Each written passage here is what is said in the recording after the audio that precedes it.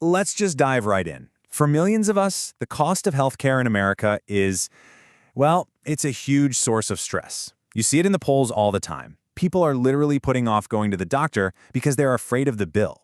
It's a system that just feels uniquely and, let's be honest, frustratingly expensive. But why?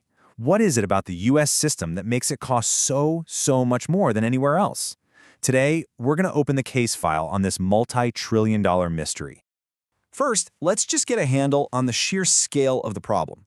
In 2023 alone, the United States spent a jaw-dropping $4.9 trillion on healthcare. Yeah, that's trillion with a T. It's a number so big, it's almost impossible to wrap your head around. Okay, so to bring that astronomical number back down to Earth, let's break it down per person. That $4.9 trillion averages out to about $14,570 for every single man, woman, and child in the country. And suddenly, that abstract number feels a lot more personal, doesn't it? That's what's hitting family budgets, that's what's driving up our insurance costs. And when you look at how we stack up globally, you see just how much of an outlier we really are. The US spends nearly twice as much per person on healthcare as other wealthy nations. And here's the real kicker. For all that extra spending, we consistently have worse health outcomes. So we're paying way more, but we're not getting more for our money. That right there is the central question, isn't it? If all that cash isn't buying us better health, where is that river of money actually flowing? To figure that out, we've got to look past the usual explanations and, dig a little deeper into how the whole system is built. Now, whenever you ask why our healthcare is so expensive, a few familiar reasons always pop up. And look, they're definitely part of the picture. But as we're about to see, they don't really explain the whole story of why the US is such a dramatic outlier. You've probably heard all of these before, right? We have an aging population, expensive new tech, tons of administrative waste, a super complex insurance system, and of course, high drug prices. And yeah, they're all major factors, no doubt about it. But there's another piece of the puzzle, one that's been quietly pushing costs up for decades. And here it is, the hidden culprit, hospital consolidation. For the last few decades, hospitals, clinics, and doctors' offices have been merging at an incredible pace, and it has totally reshaped the entire healthcare market. This is what we're investigating today. So what exactly are we talking about here? Well, healthcare consolidation is pretty simple. It's just when separate hospitals or doctors' offices join together to become one single bigger company. It could be a merger, an acquisition, you get the idea. The official line you'll always hear is that these mergers are all about efficiency. The argument they make is that bigger systems can streamline things, cut down on waste, and give us better, more coordinated care. And that's a pretty convincing argument. It's persuaded regulators to sign off on these deals for years. But when you actually look at the evidence, a whole different story emerges. It turns out those benefits rarely ever trickle down to us, the patients. So this consolidation thing happens in a few different ways.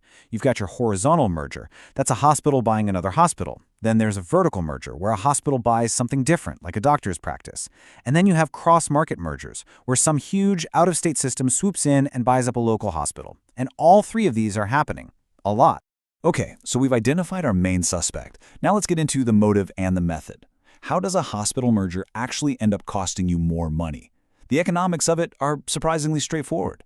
It's really a one-two punch. First, you have less competition. When one or two giant hospital systems own everything in a region, you just have fewer choices. They can charge higher prices because, hey, where else are you going to go? And second, they get way more bargaining power. These massive hospital systems can basically bully insurance companies into paying them much higher rates. And guess who those higher costs get passed on to? Yep, us, through higher premiums and deductibles. So that's the theory. But the data? Oh, the data backs it up in a huge way. The evidence of price hikes after these mergers is just overwhelming, and it hits pretty much every part of the care we get. For example, let's take childbirth, one of the most common reasons to be in a hospital. One study found that after a merger, the doctor's fees for having a baby jumped by more than 15% in just 2 years. And this hits your paycheck too. For those of us with insurance through our jobs, which is most working Americans, prices are 12% higher in places with a lot of hospital consolidation. For a family, that can mean over $1,000 more every single year. And it gets even worse when a huge national company buys a local hospital. Studies show that when that happens, prices shoot up by an average of 17%. If you want to see just how extreme this trend has become, look at a state like New Hampshire. After decades of mergers, 21 out of the state's 26 hospitals have been swallowed up by bigger systems. Only 5 are still independent. Just 5. And this map of New Hampshire really shows you what that looks like on the ground. The healthcare system isn't this diverse network of local providers anymore. Instead, it's just carved up between a couple of giant players. This is what a consolidated market looks like. So the evidence is pretty clear. Consolidation drives up prices. But you know what? The cost isn't just financial. It has a real, direct impact on the quality of care you get and whether you can even get it at all. And here's where it gets really troubling. When a big hospital system buys up your doctor's office, it creates this powerful financial incentive for your doctor to refer you for tests and procedures inside their own system, even if it's not the best choice or the most affordable one. This quote from a study says it all. Patients get steered toward high-cost, low-quality care when their doctor works for the hospital. You see, this creates this huge ripple effect. It means higher insurance premiums for all of us, bigger bills when we get sick. It can even mean losing vital local services, like maternity wards, forcing people to drive hours for essential care. And the research shows it often leads to a worse patient experience overall, all with no reliable proof that the quality of care is getting any better. So here's the verdict. Despite all the promises of efficiency, the data is crystal clear. More consolidation leads directly to higher prices for you and your employer. It shifts the financial burden onto all of us, and it doesn't deliver on the promise of better health. It all leaves us with one pretty fundamental question. The whole point of healthcare is supposed to be about health.